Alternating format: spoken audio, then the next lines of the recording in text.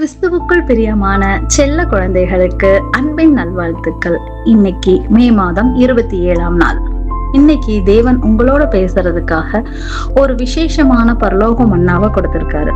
இன்னைக்கான பரலோக மன்னா எபிரேயர் 7ஆம் அதிகாரம் 26ஆம் வசனம்.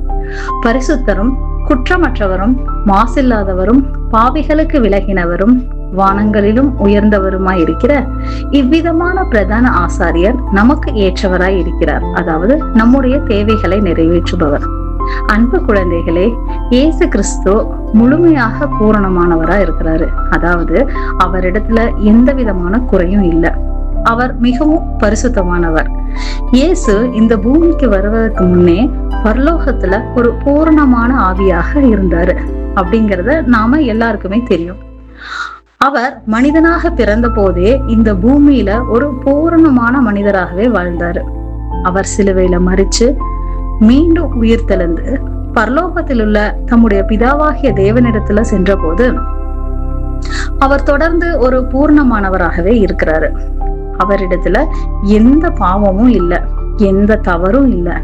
நம்முடைய தேவைகளை புரிஞ்சு கொண்டு நமக்கு உதவி செய்ய இப்படிப்பட்ட ஒரு தூய்மையான தலைவர் தான் நமக்கு தேவை.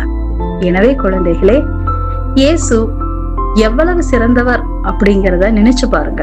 அவர் நமக்காக இந்த பூமிக்கு வந்து பூரணமான மனிதராக வாழ்ந்து காட்டினாரு.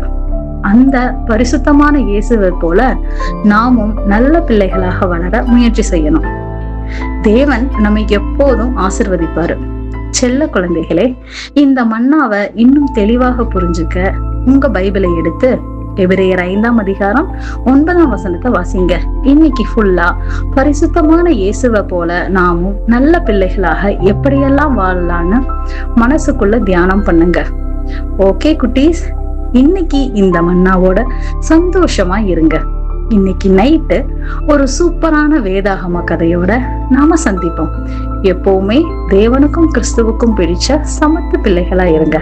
பாய் குட்டீஸ்.